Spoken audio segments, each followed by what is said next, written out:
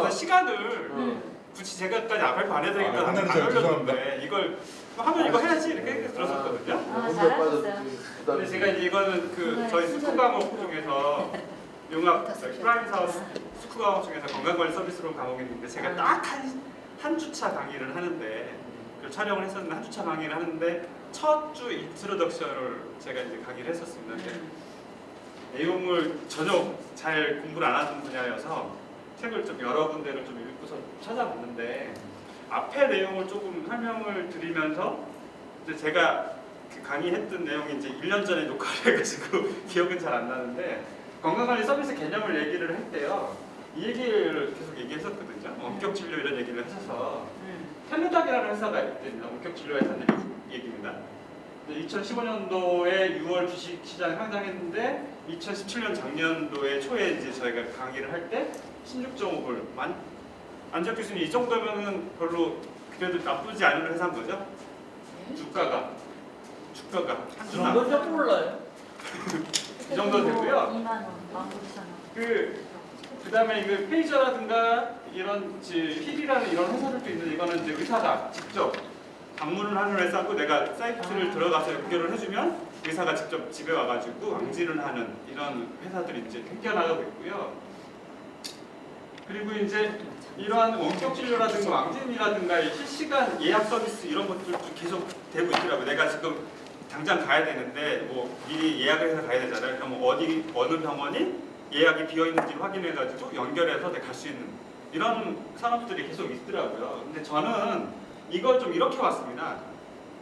미국 이러한 시장이 활발하게 되고 있잖아요. 이 이유 자체가 의료비 측면에서 이제 바람을 봤는데 값비싼 의료비 차원이 아니라 1인당 연간 보건의료 지출이 미국은요 10,000불이에요 1년에. 2014년 동일한 기준 우리나라는 2,000불이에요 2,000불. 220만 연간 진료비 지출이. 국가 전체도 2014년 기준으로 해서 3조 달러. 3,000조예요 3,000조. 우리나라 GDP가 1,500조거든요. 1,500조인데 3,000조예요. 우리나라는 105조 정도 됩니다. 105조. 2014년도에. 게임이 안 되죠. GDP 중 보건의료 지출도 17.7%고 우리는 7.1%거든요.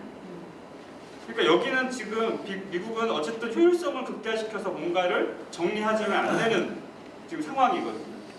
따라서 사회 의료비 지출 절감할 수 있는 여러 가지 고민이 있어야 된다라고 봤고요. 두 번째는 접근성 부분인데 그 시골에 계신 저희 부모님은 격오지 태안에 사시는데 의료 이용을 하는데 그러니까 뭐 고혈압 당뇨로 관리하기 위해서 병원을 가는데 불편함을 겪으시는 거 보셨어요? 혹시? 보셨어요? 응급의료 빼고는 없어요. 없어요. 그건 좀 이따 얘기할게. 예. 내가 환자잖아. 그러니까 없죠. 있어. 없어서. 이따 얘기해. 예. 근데 그러니까 바빠서 이렇게 한 거죠.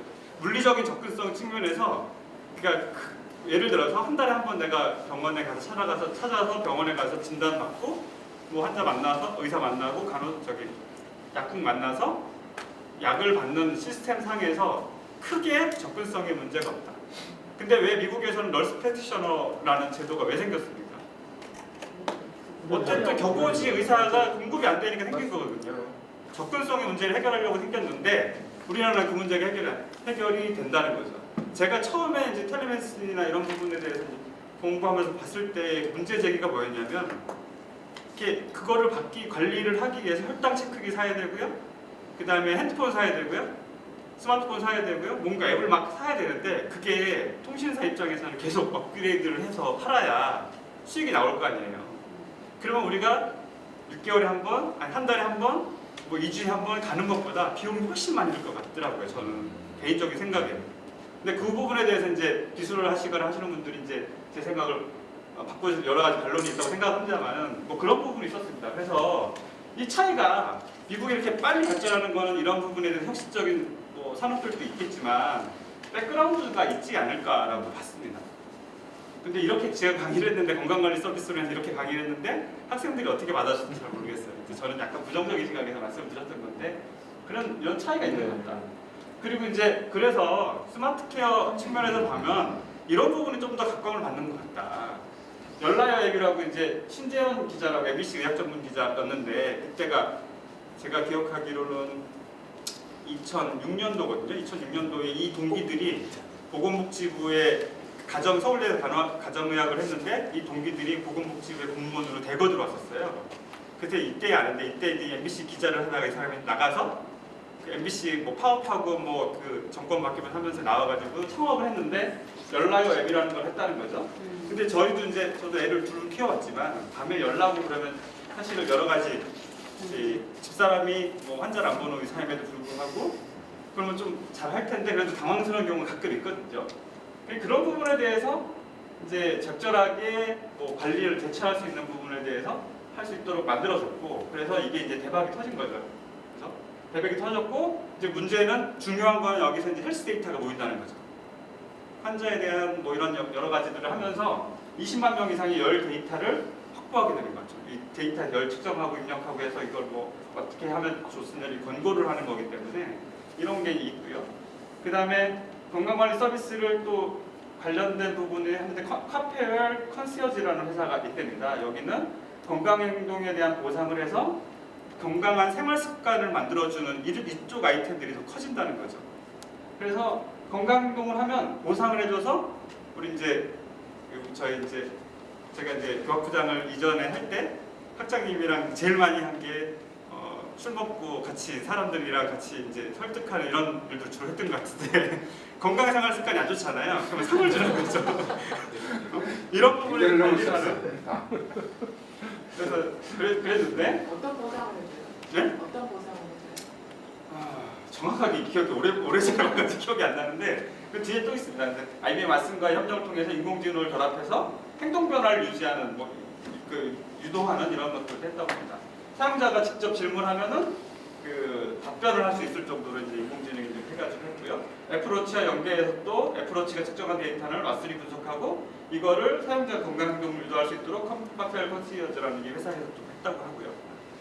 그 룸이라는 거 너무 유명해서 잘 아시죠? 한국인 CEO 뭐 해가지고 이제 그 세발시 나오고 뭐 이렇게 했었는데 룸이 이제 체중 감량을 돕는 앱에서 시작해서 건강관리 서비스 전체로 발전하는 회사고요. 한국인 대표가 있고 구글 인공지능 전문가랑 함께 창업을 했고 여기서도 상당히 사용자의 건강 행동으로의 변화를 이끌기 위해서 노력하는 여러 가지 활동들을 했다고 하고 최근에 의지가 약한 사람들은 행동을 쉽게 바꾸지 않으니까 이걸 더 강화하기 위해서 룸 플래티넘이라는 걸 설치했는데 사람이 직접 코치하고 설정하는 겁니다.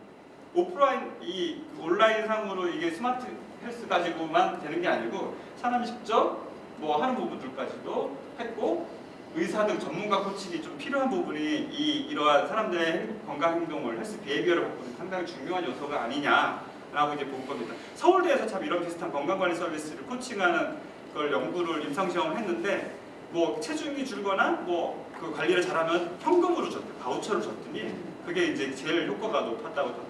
아까 보상이라는 게 아마 그런 식으로 됐던 것 같습니다. 룸의 사업 모델은 제품군이 이런 식으로 있고 설립 이후에 뭐 이 유료 앱으로 다운받은 건수가 4,500만 건이고 유료 사용자 중에서 이게 제일 중요하잖아요. 유지하는 거. 건강 행동을 유지하는 게 상당히 중요한데 그게 제품군 자체를 유지한율이 64%까지 올라갔다는 대단한 이제 수준의 회사 같고요. 룸에 그래서 장점은 지속적으로 사용자 인터뷰를 반영을 해서 개발자들에게 전달해서 그게 사용자들이 필요한 부분들을 불편한 부분들 해소하는 부분이 있고 했더니 실제로 한 끼 식사라든가 영양 상태를 기록하는데 이게 뭐 기록하는 거에 있어서 한 끼를 기록하는 시간이 많이 걸리니까 이걸 어떻게 이제 잘 해서 40초가 넘지 않도록 앱을 개발했다고 하고 적정 열량을 달성하기 위한 방식의 적정 열량을 기준으로 식사 때마다 그러니까 적정 열량을 너 많이 먹었어 이렇게 해주는 게 아니라 차감하는 방식으로 해서 이 사람을 좀 인커리지 시킬 수 있는 방식으로 뭔가 바꿨다고 합니다.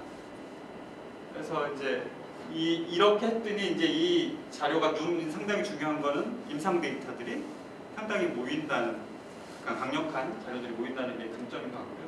그래서 이제 저희가 건강관리 서비스는 생활관리라 질병관리를 결합한 건강관리 서비스 이런 얘기를 했었습니다. 그래서 앞에 아까 텔레메디슨 이런 거보다는 사실은 건강관리 쪽으로 이 스마트 케어라든가 이런 쪽으로 가는 게 더 맞지 않겠나. 우리나라 실정이나 이런 부분에서는 더 이게 이제 제 생각입니다.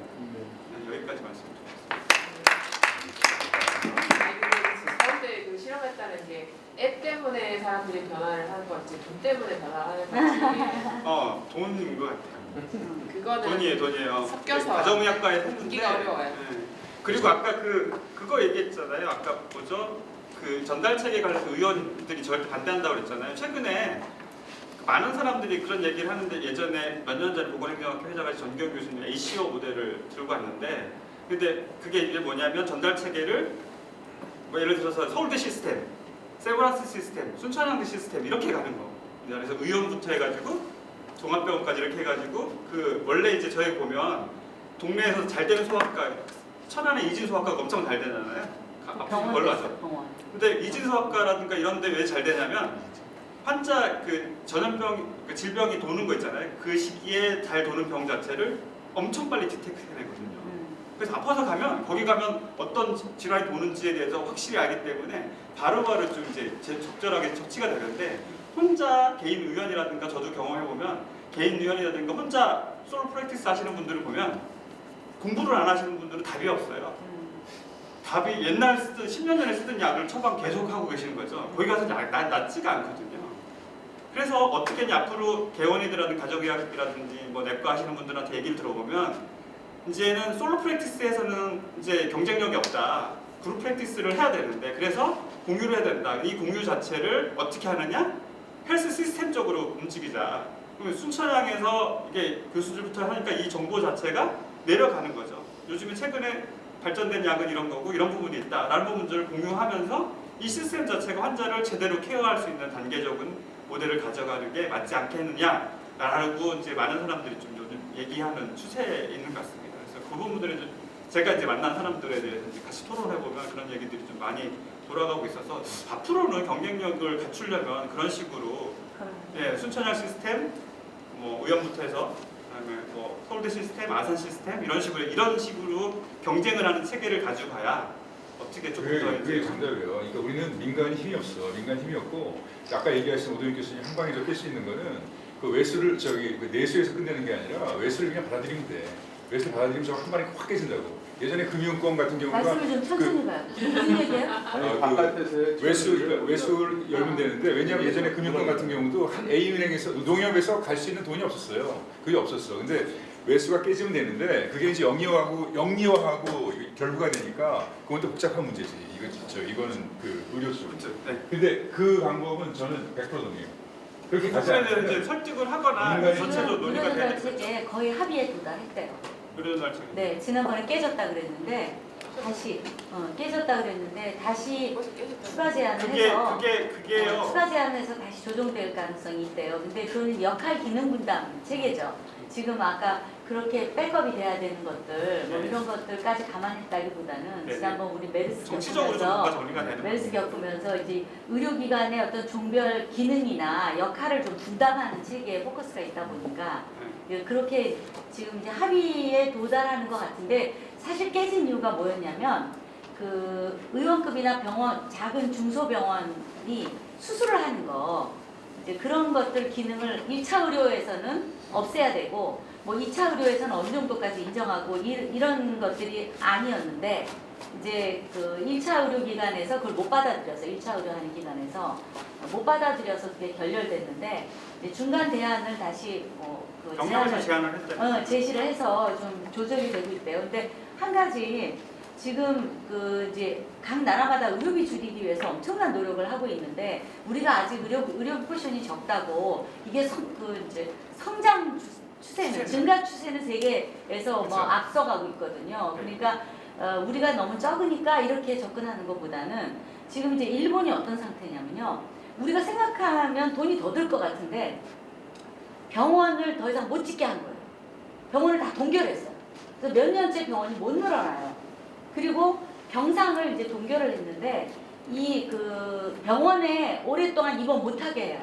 전부 집으로 가서 집에서 케어를 받도록 하는 걸로 해서 수가 체계가 완전히 바뀐 거예요. 그러니까 병원의 수가 체계에서 집에 가서 가 있고 병원이 왕진을 하는 우리나라 의사들 같으면 우리나라 의료법은 말이 안 되잖아요. 의료기관 이외의 장소에서 의료인이 할 수 없게 돼 있거든요.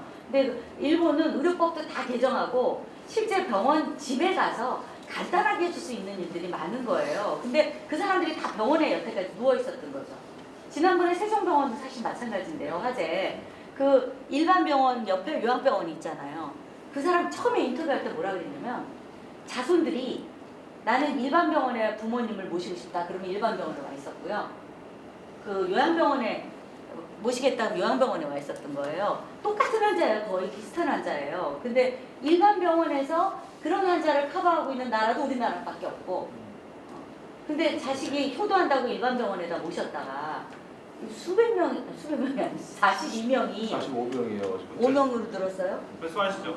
그래서 우리도 이제 그 의료비를 병원에서 이렇게 케어해서 그 하는 것들도 이제 지역사회로 돌려야 되고 그 다음에 입원하기 전에 필요한 게 저가 원격 진료라고 생각해요.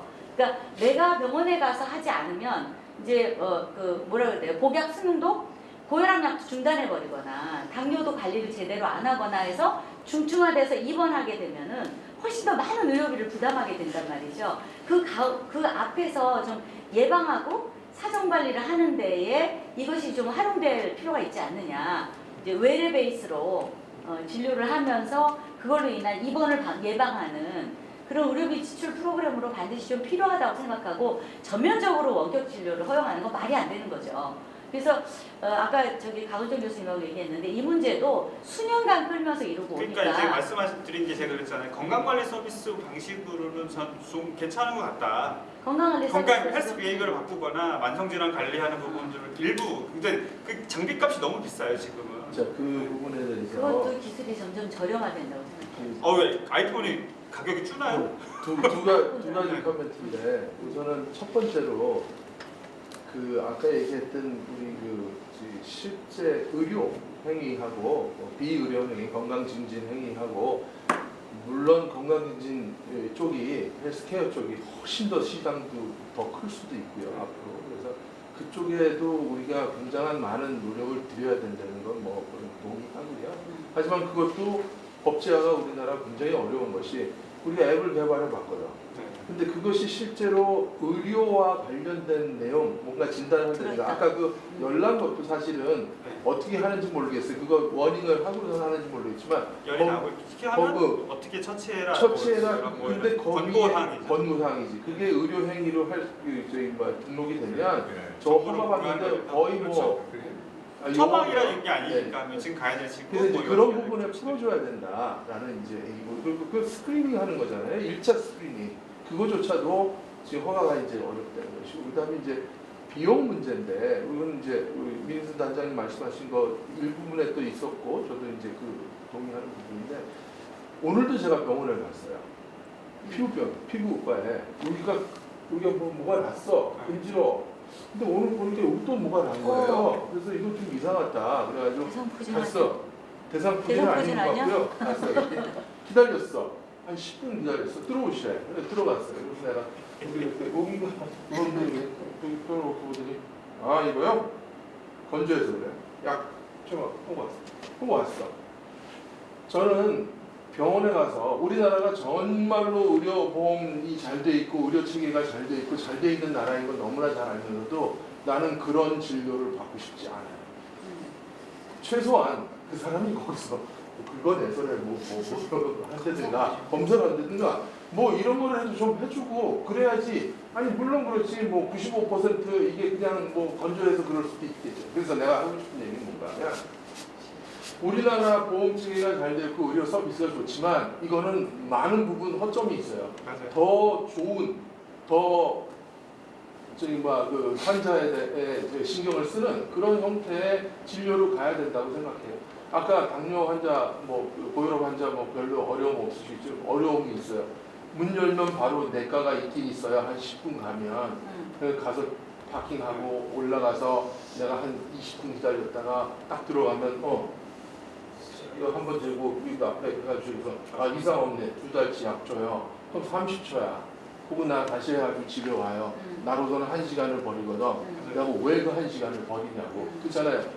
그래서 제대로 된 서비스가 제공돼야 되는 게 먼저고 만약에 그렇게 제대로 된 제공된 서비스를 주려면 분명히 의료 수가가 올라가야 되고 또 의사들은 그만큼 환자를 덜 보고 또 그만큼 비용을 드려야 되거든요. 그러니까 미래의 얘기죠. 그렇게 된다면 지금 내가 가서 이렇게 당뇨약 받고 혈압약 받고 오는 이런 일들은 정말로 필요 없는 그러한 일들이 되지 않을까. 아주 급격한 변화가 있으면 모를까. 뭐 그런 면에서 카멘트 그래서 이런 것들도 아마 근데 그게 워낙 복잡한 그런 문제예요. 워낙 복잡해. 거기서부터 의사들이 주장하는 공로 게 나 있잖아. 네. 원자력 받쳐서 문제처럼. 의사들이 주장하는 게 자, 그 그거거든요. 지찰료를